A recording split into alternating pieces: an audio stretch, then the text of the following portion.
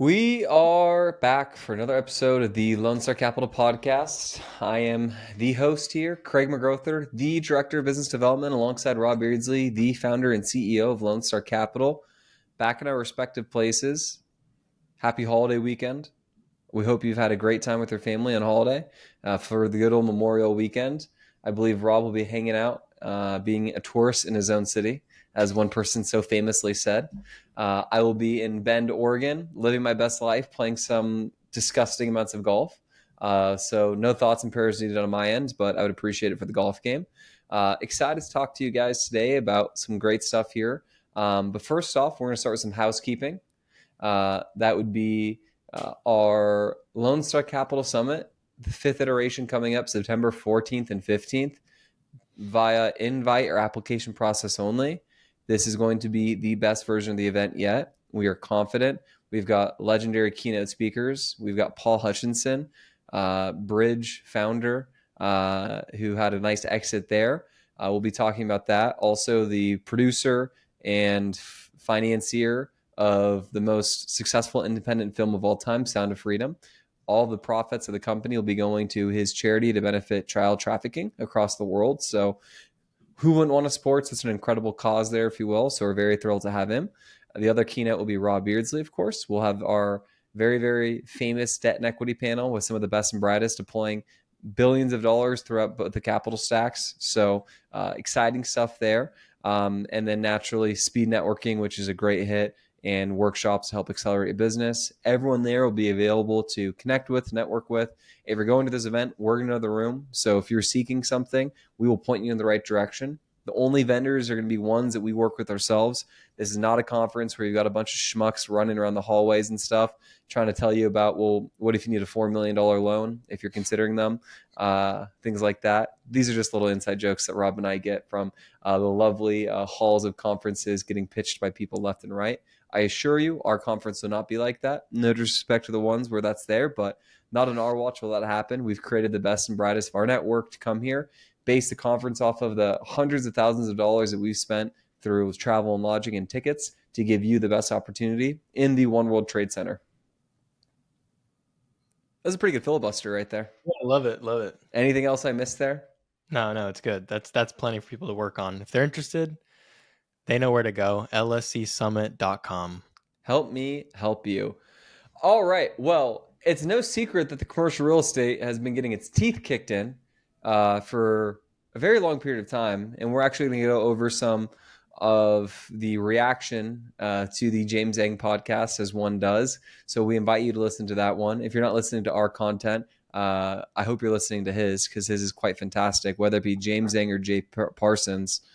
It goes James Eng, James Parsons, Lone Star Capital podcast. That's all you need to listen to in the commercial real estate world. There actually is some truth to that. But that said, the commercial real estate world, it's no secret, it's been getting its teeth kicked in. However, it seemed like even prior to Trump coming into office, this was going into the direction and it was going to go on. It seemed actually surprisingly nonpartisan. It turns out that both Republicans and Democrats own commercial real estate too, and they both might be above or below water on some of their investments that have maturities coming up. But one thing you can do to give a business an injection is incentivize people to put their dollars to work in that said sector. And it turns out that it looks like 100% bonus depreciation will in fact be making a comeback starting 2025 for another 4 years, I believe, which is massive. So Rob, would love your take on that there. Sure. So bonus depreciation is a really powerful tool.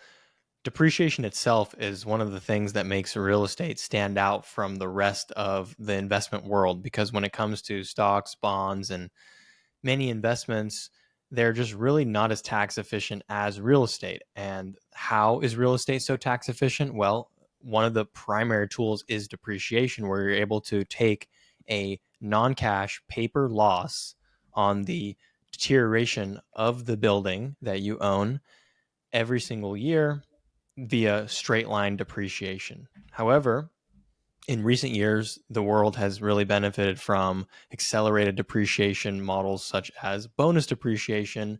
Back in the good old days when we had 100% bonus depreciation, we were able to take the useful life of all the 5-year and 15-year items at the property that we are buying and depreciate it all in the first year of ownership. This would be a massive tax deduction that you'd be able to get in the year that you make the investment. So that started to sunset a couple years ago. We went from 100% bonus depreciation to 80 to 60 to 40. It was gonna be 40 this year, I believe. However, it'll be 100 moving forward, which is splendid. If it passes, right? I'm Yeah. not sure if it's final yet. I don't believe it is, but if it does come back, that's going to, like you said, attract more capital to commercial real estate because it's a tax benefit incentive for people to invest. And so obviously people invest in real estate for cash flow, for appreciation, but another big leg of the stool is depreciation. And with 100% coming back, that's going to bring more liquidity, more capital to commercial real estate, specifically multifamily as well. And that's going to, for better or worse, actually increase prices, because when you have more capital chasing a finite amount of deals, it's going to increase prices. So we've already seen prices go up for a select number of assets, kind of the more desirable assets. There's competition already, but if bonus depreciation comes back at 100, it's going to just increase the competition for really all assets. And what it's also going to do is it's going to make it slightly easier to raise capital, because investors are going to be looking to jump in to take advantage of the 100% bonus depreciation. Without a doubt. And depreciation, I do think sometimes people within our business will use the kind of tax code or the benefits in a slightly misleading way with some of the benefits. So let's just talk about it. What's in it for the retail investor here? What does it really mean for the individual who's not technically a real estate professional? What's some of the significance? How can this directly benefit them if they are going to invest in deals as opposed to a real estate professional? Can we kind of talk through some of those slight nuances and how it's beneficial, and then maybe how it stacks up to perhaps a hard money debt investment potentially? Yeah, so let's just, before we go into the real estate professional election, let's just talk about the regular individual. Any individual can invest in real estate and then therefore receive depreciation, and then they can use that depreciation to, as a non-cash loss, to offset income in their investment portfolio. For example, if you have real estate investment A that's generating taxable rental income, and you have real estate investment B that is generating depreciation, bonus or otherwise, you can use the depreciation from investment B to actually offset the income or capital gains in investment A. So it's a powerful tool to defer taxes. And the reason why it's important to say deferral, because like you said, some people oversell kind of, oh, everything's great. Real estate always goes up. Tax benefits are always amazing, and so on and so forth. But the reality of depreciation is it's actually a tax deferral, because in the end, when you get the depreciation from investment B or otherwise, you're going to have to pay that depreciation back through depreciation recapture, which occurs upon sale of the property. So it's just a deferral, but it's a very powerful deferral, because you're able to use the losses today, kick the can down the road. And if you marry depreciation with the other most important tax tool in real estate, 1031 exchanges, then you can actually just indefinitely kick the recapture can down the road and just keep using your depreciation and keep kicking the depreciation recapture can down the road. So that is kind of getting into more of the specifics of how you can use depreciation. And I mentioned it as far as, investment, real estate investment B, real estate investment A. But the reality is you can use it, the depreciation loss, against other passive income, not just real estate passive income. So it could be against capital gains in stocks and bonds or other private equity or venture and things like that. So passive income, passive losses, those can be married together. Yeah, so like for the benefit, just for a typical person who might be a W-2 employee who loves to invest in real estate, would love to invest in a syndication, maybe they're a high earner perhaps, and they, let's say, had $100,000 of Apple stock that they bought, and all of a sudden they flip that into $190,000 of Apple stock, but now They sell it, now they have to put it somewhere, right? So instead of maybe potentially taking that capital gain, you're saying that they could sell that stock there, place it into potentially a real estate vehicle, a real estate syndication with cost segregation, bonus depreciation at 100%.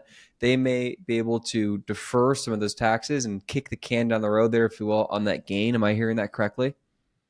Yeah, it's possible to do it that way. You can, of course, it doesn't have to be those By the way, exact we are not dollars. CPAs and we're not giving out tax advice and we're not financial advisors, just to make it clear. For sure.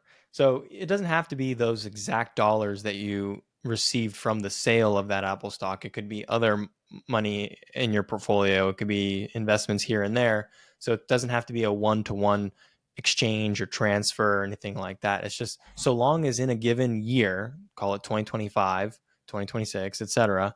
So long as you match up appropriately the amount of passive income that you are getting either through, let's say, distributions or through capital gains, as long as you match it up with the same amount of depreciation, then you end up with $0 of taxable income as far as passive income for that year. And you're not going to pay taxes on your passive income portfolio. Your W 2 income is a separate matter because it's not eligible to be offset by depreciation as an ordinary investor. And that's where the supercharging magic of the real estate professional election for tax purposes comes into play, because if you do elect real estate professional status or REP status for tax purposes, then it opens up your depreciation to be eligible to offset all forms of income essentially. So if you do have, let's say, a W 2, it would become eligible to be offset by depreciation so long as you are a real estate professional. The challenge is qualifying for that real estate professional status, because if you are, let's say, a full-time employee at Apple or as an attorney or something like that, then it's going to be basically impossible to qualify as a real estate professional, because some of the qualifications of being a real estate professional for tax purposes includes something like 750 hours per year, and it has to be more. It can't be 750 hours because you work like a maniac. It has to be that's the majority of your Yeah, working you can't just hours. look at Zillow rentals or, oh, I'm on Zillow for 750 hours. I'm a professional. Well, my point is you can't do 750 on real estate related stuff and then do 751 as a W2 employee for Apple. Makes sense. It has to be 750. That's your Correct. main job, main income. So yeah, so there's other specificities as far as qualifying for REP status, which I don't think we should get into. I'm not an expert, but that's kind of only relevant to a small subset of investors, right? The majority of our investors are not real estate professionals, right? We cater to long-term investors who have a typically diversified portfolio. They might have stock options from their work. They probably have a public equities portfolio, and they probably have personal real estate holdings, including and above and beyond their primary residence. And they're looking for other forms of investment and diversification, passive monthly cash flow, depreciation, appreciation, a private investment rather than liquid investments like public equities. So with that sort of person, right, we're not pitching them, hey, invest with us and use the depreciation coming from our deals to reduce your W2 earnings or your other taxes like that, right? We obviously are very realistic and try to educate accordingly.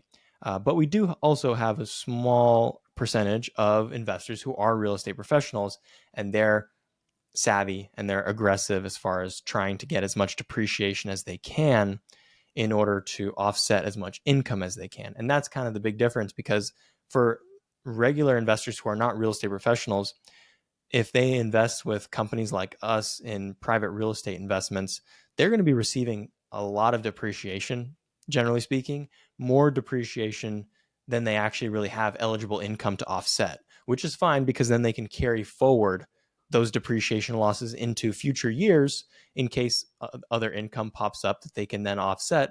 Or if they never end up really actually offsetting other income, then if and when that day of depreciation recapture comes up, well, they didn't really even use the depreciation to begin with. So the recapture just kind of collapses on itself, and there's really no outcome there. So uh, that's kind of the case for most people.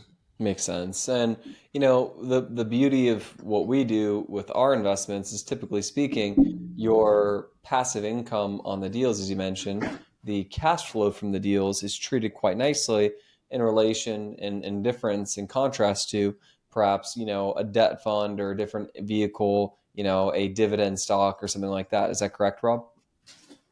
Yeah, let's get into that because I think that's actually something that we overlooked here, and I think people overlook a Yeah, lot. and I want to make this clear. And the point I want to do is it's very in vogue right now investing in debt.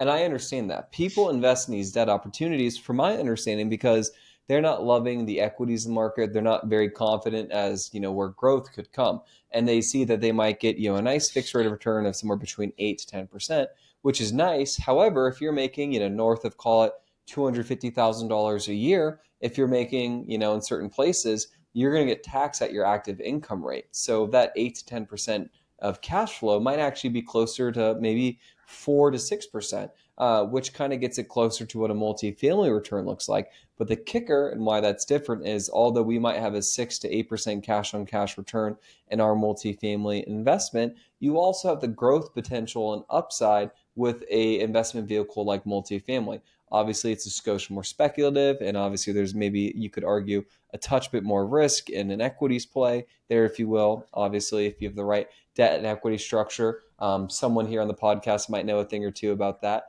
You should be, relatively safer. But I just want to make these distinctions here that although the debt looks really attractive and there's some liquidity feature that's nice to it, it may actually not be as solid as you think when you actually break it down to brass tacks.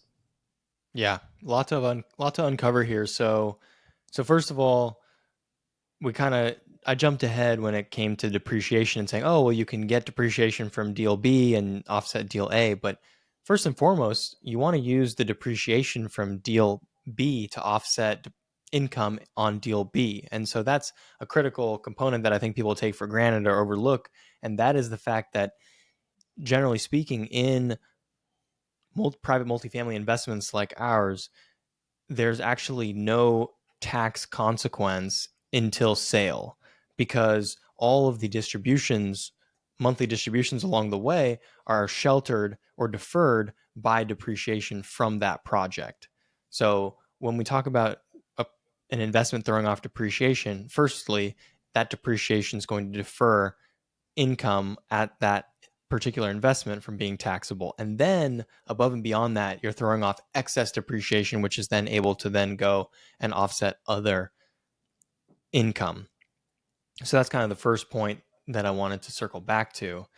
Now you compare that to a debt fund, like you said. If a debt fund is, let's say, producing an 8% interest income, there's no strategy there. There's no advantage. That is just straight up income, and it's going to be taxed at your rate. So for the wealthiest of people and the marginal tax rate, it's going to be 50%.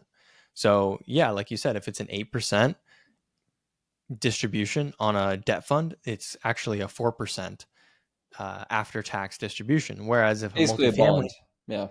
yeah, and frankly, I don't want to paint everyone with the same brush because I'm not going to say, oh, well, all debt funds are good or all debt funds are bad, but you can be in a risky debt fund. A debt fund could be risky because just because it's debt, Sure. if you are investing debt that's 75% LTV and your last dollar is at 75% LTV of after repair value, right? Pro forma 75% LTV, not as is, that's very high leverage and that's risky and you may have some losses there. So Yeah, it might that actually, when you factor everything, if you go apples to apples, might actually be really not worth the risk profile as you're alluding to here.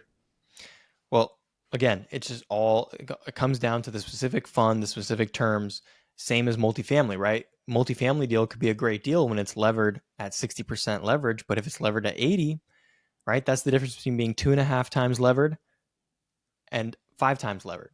It's a lot of leverage. As we went So through last week, of course. yes. So you can make a good deal bad just with a slight tweak in leverage. You can make it actually And really bad and unbeknownst to the amount of risk you're taking because you think you're doing something safer, which is a scarier thing. You might think you're doing something really safe that's actually perhaps not so safe.